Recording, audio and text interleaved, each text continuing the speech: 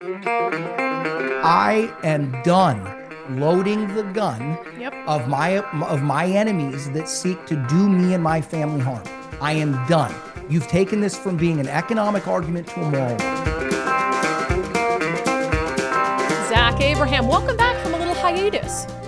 Yeah, it's been a while. I was looking forward to this. I was sitting there thinking to myself, well, like I said, I was watching some of your stuff yesterday and I was like, man, it's been a while since we chatted. I gotta get back on there. We have a lot to talk about on the tax front. The legislative session is underway in Washington State. They want to tax millionaires. They want to tax thousandaires. They want to do all the things. So we'll do some watchdogging coming up. First, on the national front, I just have to ask you about this because you've talked a lot about the Fed, about its relationship with the White House. So Jerome Powell, the chair of the Federal Reserve, comes out and he basically says, and I'm not going to play the full video, I'll play a chunk of it, but he says he's been served with grand jury subpoenas by the Department of Justice, threatening a criminal indictment. He claims that this is all related to his refusal to basically do what the White House wants him to do on interest rates. Here's a part of the video he put out. On Friday, the Department of Justice served the Federal Reserve with grand jury subpoenas, threatening a criminal indictment related to my testimony before the Senate Banking Committee last June. That testimony concerned in part a multi-year project to renovate historic Federal Reserve office buildings. This unprecedented action should be seen in the broader context of the administration's threats and ongoing pressure. The threat of criminal charges is a consequence of the Federal Reserve setting interest rates based on our best assessment of what will serve the public, rather than following the preferences of the president. Public service sometimes requires standing firm in the face of threats. I will continue to do the job the Senate confirmed me to do. So on this one, and people probably won't like this answer, but I'm just going to tell you the truth as I see it. Give the answer you think is true. I don't care if it's bad about Trump. Yeah, there's no other way to explain it other than it's a political witch hunt. And here's why. If you look at economic data, there's virtually no argument to make for lower rates. And if you were to ask me, I think the rates are probably right where they should be. Okay, and what we refer to as the neutral rate. People go, Zach, how could you say that? Look at mortgages. Guys, if the Fed, let's say the Fed stepped in right now and dropped mortgages 150%, you would watch housing prices climb exactly that much instantly. It would pop. Okay, so I understand people are sitting there going, rates are too high. First of all, on a historical basis, they're not. They're on the low side of average. All right, that's just a fact. When you look at an economy that last quarter grew at 4.3% with inflation heading north toward 3%, that doesn't say to cut rates. It just doesn't. I do not think interest rates can go as low as Trump says. I think the maximum you could pull them down is another 100, maybe 150 basis points without inflation running too hot. But I just wish they'd come out and say that. I wish they'd come out and say, no, we are forced into doing this because this economy and this country have been mismanaged for 25 years and the bill is finally coming due. And I think that he would, like I said, from the very beginning, I think he'd have been better off saying that. And I think he should say it now. But no, Powell is not wrong. I think Powell is taking certain liberties and speaking in a way that other Fed heads would not have spoken in because of that that relationship, the Fed being independent. The problem is that when he sends a subpoena to them, that's declaring war. So do I wish they were lower? Yeah, of course. I'm not saying I don't want them to be lower, but you got to look at the impacts. Everybody acts like you can just pull rates down and there's no impact. Nonsense. You look at the housing demand out there. Like I said, if you pulled mortgage rates down 100 to 150 basis points, whatever relief that you'd see housing prices pop right back up and fill that gap. Yeah. So, all right, let's do some watchdogging. So last time we chatted with you, we were talking about Democrats floating this idea of an income tax, but on millionaires only. Oh, we don't want to tax other people's income, just millionaires. So Bob Ferguson's now on board with it. So that leads me to believe that it absolutely is going to pass this year. So does that change your calculus, an income tax on millionaires? You told us I will leave the state. I'm there. I will not pay that. I will not pay it. I absolutely will not pay that tax. And I've got a meeting with my CPA in a week or two to go over that very thing and ask him what my options are, how to go about doing it. We've already looked into it a certain, and herein lies the problem. And because of these people's stupidity, and because of their stubborn ignorance that they refuse to yield on, and we don't have to point to this, but we've got an idiot mayor that thinks legal drug use on the streets is a good thing, despite it being it's been a disaster in our own city. Yeah. They just keep going back to the well. Right now you've got estimates that a similar tax is getting passed in California. You've had about $1 trillion worth of personal wealth flee the state already. You'll see a similar thing happen here. Yeah, and just on the thought of a wealth tax in California, and I don't even know if that's as sure a thing as this millionaires tax. I think the millionaires tax thing this year is a sure thing. Yeah, I'll take it a step further. I'll move my company to another state, even if let's say the tax situation ends up being a wash. I'll still do it.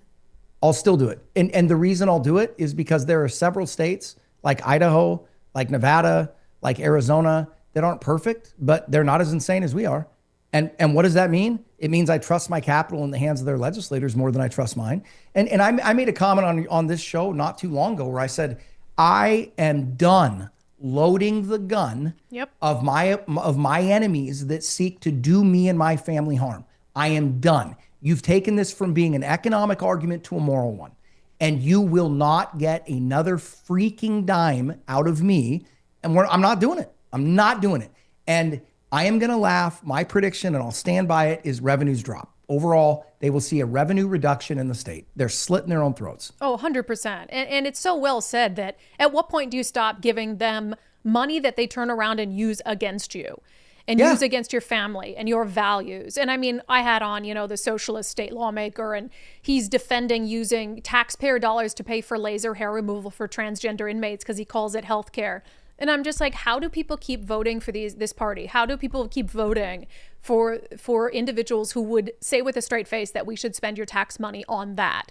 So for you, if you pick up and move, how much does a state lose from you, from your business in tax revenue if you were to leave tomorrow, roughly? Can you even guess? I mean, it's in the millions, would you say? Yeah. Well, over time, I mean, last year alone, I mean, we don't have an income tax in the state of Washington, but if you add up excise taxes and the various B&O taxes that I paid, I think we paid about $250,000 to the state of Washington last year. Insane. And then you add a 5% tax on that, you'll probably add another $150,000 to $200,000 of tax. So they lose $400,000 from me. Well, and then property taxes and every, sales taxes and all those things.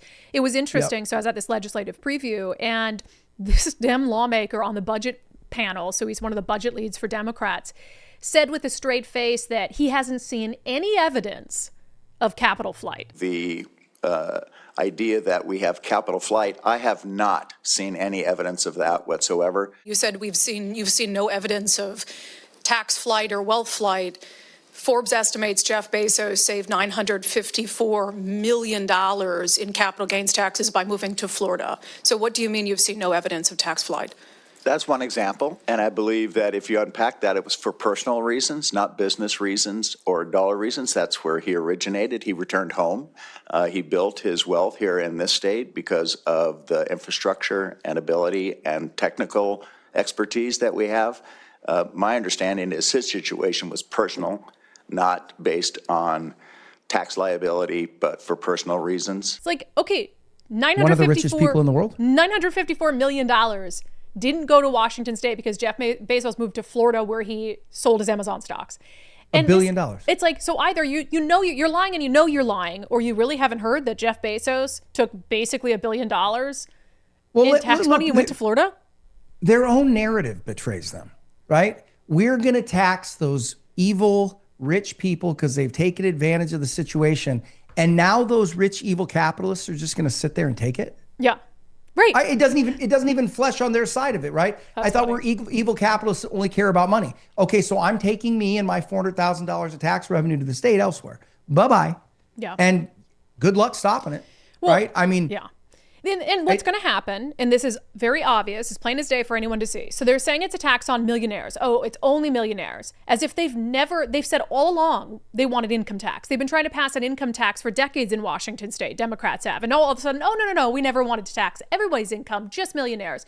So it's obviously just a backdoor to an income tax on everyone. Yeah. But what'll happen is it'll take 3 to 4 years for this to go through the courts.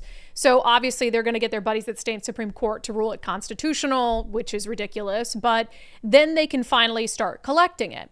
But by the time they start collecting it, it'll be so below what their expectations were for it, because they'll have been capital flight, that then what they'll do is they'll say, well, we got to lower it. We have no choice. Now we're in a budget crisis. Now our deficit is even worse. So they'll lower it and they'll lower it and they'll lower it. I would say by 2035, at the latest, there'll be an income tax on everyone. Yeah, well, I mean, it's really easy to see how this unfolds. Yeah. So the 1% level in the state of Washington starts at about 537,000. Okay. So we'll start off with millionaires because that's really easy, right? Millionaires, it's a word, right? The liberals love those catchwords. Then we drop it down to 500,000 because that's the 1%. Yes. Right? And then we'll walk it down from there. I mean, you can already see how it's going to, and they think they're so smart. And the crazy part to me is, it's so relatively easy to do what I'm talking about, right? So I domicile my business in another state, Delaware, Phoenix, or Arizona. I look around. Delaware, Nevada, and Arizona are the first 3 ones, but I'm going to talk to my CPA and thinks what he thinks. So in those states, the money, because I own an S Corp, an LLC S Corp, so which is a pass-through entity. So whatever it makes, I effectively make, right? But when I live out of state, I get paid a salary of, let's say, $999,000, $99.99. And I would be that petty because I want to just be like, nope, sorry, missed your number by a penny. Can't do it. And then you retain the rest of the earnings in the corporate entity where the state is, where the corporation is licensed, and it's done. And I wouldn't even have to change my offices. I don't have to get new equipment, nothing. Just, hey, see you later. There goes my tax revenue. And there's so many businesses like that, especially with the internet. And that's like, they're so regressive in the way they think about things. Like, this would have been a more viable tax to pass 40 years ago. Yeah. Because you couldn't just move your business. Now it's easy. I mean, I could do it in the space of 24 hours. Oh, 100%. There's you could so many too. ways you can move your business.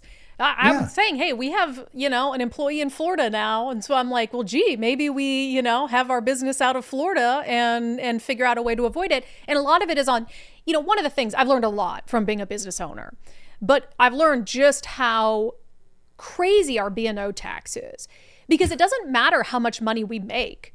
It doesn't matter at all. It's revenue. And so it's like, here we're doing a podcast. We're paying them crazy amounts of B&O taxes to do a podcast. And it's not even on the money that you take home at the end of the day. I don't know how that's even legal or makes any sense, because we could end up in the red and still have paid tens of thousands of dollars to the government in B&O taxes. Yeah. Makes no sense. And I thought that your conversation that you had with him, as frustrating as it was to listen to him, I thought you hit the ball out of the park, because they act as if, like, I'm sitting there going, okay, so your tax. You're talking about the socialist, right? Yeah. And I'm like, your tax is effectively aimed at the 1% who have all the ability to dodge your tax. Yeah. They're going to do it. And then the guy that you interviewed, I think I responded to it and I said, seems like an intelligent guy. He did. But listening to him talk about economies and use Cuba as a reference. A good example of socialism working well somewhere, this is a really, really cool question. I think of Cuba in particular. The only thing Cuba has is a high literacy rate. Yeah. And it has a high literacy rate because that was like a pet project.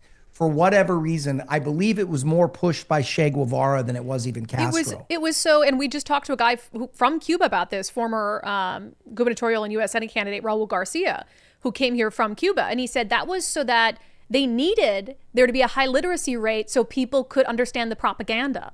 So they could read and understand the propaganda. That was critical to the government, infiltrating people's minds. Right. And so you're talking about an island of how many people live on Cuba? A couple million. Couple million. So you're going to use a place where they're driving Studebakers from the 1950s with a couple million people that live in abject poverty, risk their lives to leave the island, and you're going to base it all on literacy rates? Yeah. And furthermore, I want to look at them and go, do you know why their literacy rates are so much better than ours? Might have something to do with the fact we didn't have any border enforcement for the last 5 years, right? Like, and I'm not saying you don't think foreign people can read? No, what I'm saying is I will tell you the illiteracy rates of people that are coming in here illegal from Mexico are much lower than the literacy rates of U.S. citizens proper, right? So like the listening to that guy get into the world of economics made me feel like I was going to vomit. My head was going to explode at the same time. And part of me wanted to call the guy and go, can we go sit somewhere for 3 or 4 hours? And I'm not going to preach at you. I'm not going to treat you like a stupid person, but let me just give you the counter arguments. Let me explain to you how, while America isn't perfect, the rise of capitalism has brought more people out of poverty and fed more mouths than any institution in the history of mankind. I mean, if you want to know how good capitalism works, go look at Canada, right? And what I mean by that is Canada's made every wrong decision you possibly could, and yet they're still a developed, why? Because they're our next door neighbor, right? Like that's the only reason. And like just being the powers of capitalism to bring people out of poverty have been so powerful, you didn't even need to practice it. You just had to sit next to us, right? It's like sitting next to the smart kid in class and getting a 4.0 just off the residue, right? And it's so frustrating. I want to look at him and go, hey, we can accomplish a lot of the stuff that you guys want to do. Just we're not going to do it that way. You're gonna bankrupt us. And they just want to believe a child's fairy tale, and it's just maddening. It is really hard when you have someone sitting across from you who seems smart, and I do think he's intelligent, right? But then the things he's saying aren't smart. It's like saying it in a smart way, but the things he's saying aren't smart. And I'm just like, why? You could use your power for good, and it's just hard for me to see anybody fooled by the idea of socialism anymore. Just wild. I don't want to get too esoteric, but I think a lot of it has to do with taking the removal of the Socratic method and every part of it from education. Meaning he is a smart guy. Listen to him say 4 sentences and you could sit there and go, okay, he's got a lot of horsepower. Yeah. Okay, but again, he's like a car with a ton of horsepower that has no tires, right? Yes, powerful engine, the car's worthless. And because you've got bad inputs. And you believe in fairy tales that just aren't real. And that, if you look across our society today, I see so much of that. And the reason for it is it's lazy logic, meaning people go around and look for an ideology that feels right to them, right? That answers all of their questions or their most pressing questions. And all too many people stop right after that point, right? It's like, for instance, like on our side, you've got a big contingent of people that like Trump can do no wrong. Yeah. And I look at it and I say, whoa. He's a human being. He can and will do wrong. And one of the differences about us is we call it out. Yeah. When somebody does something we don't agree with on our side, we call it out. We don't blindly just follow them on the road to perdition without knowing where we're going. And that's what the other side does. And so I think that, coming out and being loud about those disagreements, but it's maddening to me when I watched a man on the street interview where somebody that had escaped Venezuela like 14 years ago was getting walked around by an American person talking to these people protesting. Oh yeah. And he was just saying to them, he goes, listen, I understand what you're saying, but the only reason you're saying that is because you didn't have to live under it. Yeah. And he just explained to them all the different things that happen. And people have this idea that like, we're going to take all of this stuff that capitalism built and we're going to take it over and you're going to get the benefit. No, you're not, because you don't know how to run it because you didn't build it. Yeah. Yeah. And that's what happened in Venezuela. That's what happened in Russia. That's what happened in Cuba. Everywhere you look, that's what happened in Argentina. That's what happened in Brazil. You go look, it's abandoned factories because nobody knows how to run it. Look at the Venezuelan oil fields. The output of their oil fields is 25% of what it was when we left 20 years ago. 25%, right? Some of the biggest, richest oil fields in the world. Why? Because this is what they do. And Well, on the issue of collectivism, right? And, which has killed more people in the 20th century than any other ideology. But, to each according to their need, to each according to their ability. Human nature is very, very predictable. And when you say that you want to build a society where no matter your input, the output is the same.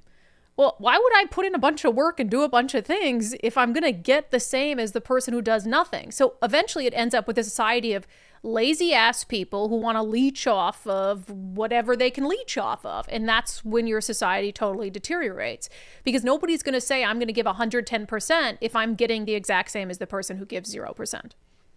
Yeah. Well, I mean, look, like I would sit there and go, hey, why are we talking about Cuba?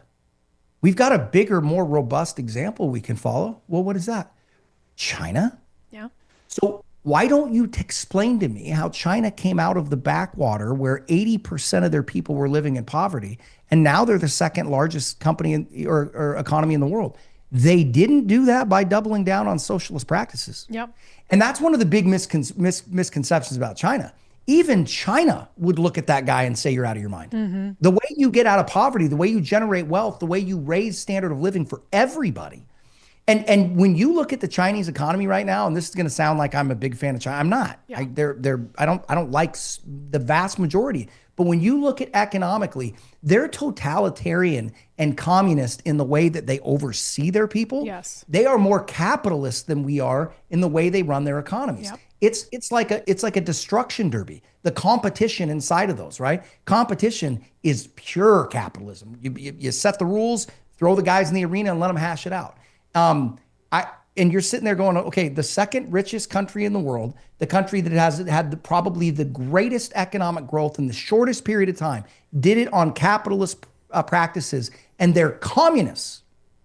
And you're going to completely ignore that. Mm-hmm. So now we have the two top economies in the history of mankind. Are either one of them socialist or Nope, not the economies. So it really is just it is literally like going to a doctor and saying, how are we going to treat this? And he pulls out a jar of leeches and says, we're going to bleed you. Yeah. That idea of that being a good medicine died about 400 years ago. So did socialism. It's a joke. It's a failed experiment. It doesn't work. Despite the soaring rhetoric of the warmth of collectivism, it's going to turn into the warmth of collectivism will certainly and very shortly turn into the frigid cold of collapse. And it never hasn't. God, that was a good line, Zach. That was a good line. Put that in a book. All right, let's talk money moves. So President Trump, maybe he's just making big promises for the midterms. I don't know. He thinks that we're bringing so much money in through tariffs that we could do away in the not so distant future with the federal income tax. At some point in the not too distant future, you won't even have income tax to pay because the money we're taking in is so great, it's so enormous that you're not going to have income tax to pay. What do you think? Is that feasible? The only way that it could potentially be feasible is through like a pseudo UBI, universal basic income type of setup. And this is the other thing that frustrates me about Trump. Again, just come out and say the truth for what it is. Mm-hmm. If you pass tariffs that were big enough to offset tax revenue, they would be extraordinarily penal on the lower half of society. Right? And the reason why I say that is the more money you make, the less percentage of your income you spend. Right? And remember, tariffs are a transactional tax. It's like a sales tax, right? So if I retain 60 to 70% of my annual income and I don't need to spend it, then a much larger percentage of your income would be going to tariff tax if you made $150,000 versus if you made $5 million. Yeah. And so could you it?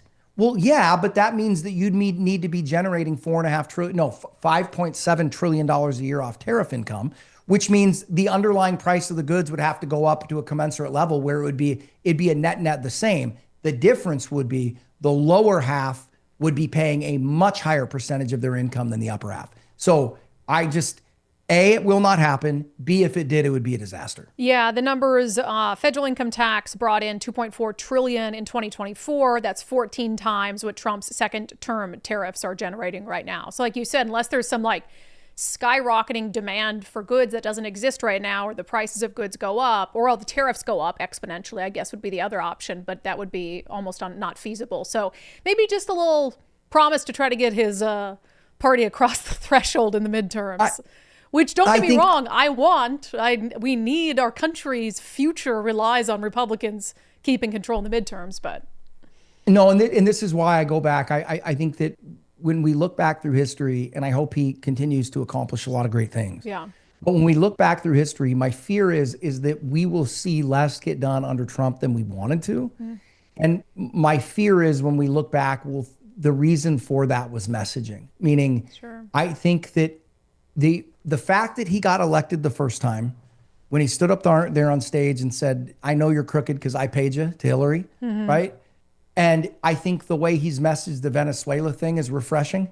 Just, no, we're in it for the oil. I'm not going to try to make a big excuse about it. I wish he would have stayed blunt and painfully true, because it's like an election campaign commercial all in of its own, right? Every time he's come out and said the thing that nobody has the guts to say, it builds up credibility with him with voters, because he's not saying the things that would typically have been told to us by politicians. And every time he goes off on one of these tangents and says something that, that isn't going to come to pass, like now, I guess on the political side, we're not going to know by the time the midterms come that he's not, theoretically, he's not going to be able to raise all that revenue off of tariffs. Yeah. But I think these elections are going to be much tighter than they need to be. And I just think an opportunity is being missed. I don't think you need to spend this much time messaging it. I think the average American knows how screwed up the government is. I think the average American knows it's not all Trump's fault, despite what the media says. But the more he talks like an average politician, I think that the less advantage he's got. And that's kind of what he's doing here. And I'm not a fan. Don't make promises you can't keep. It's one of the reasons his foreign policy is so effective, is because he doesn't do things that he won't actually do.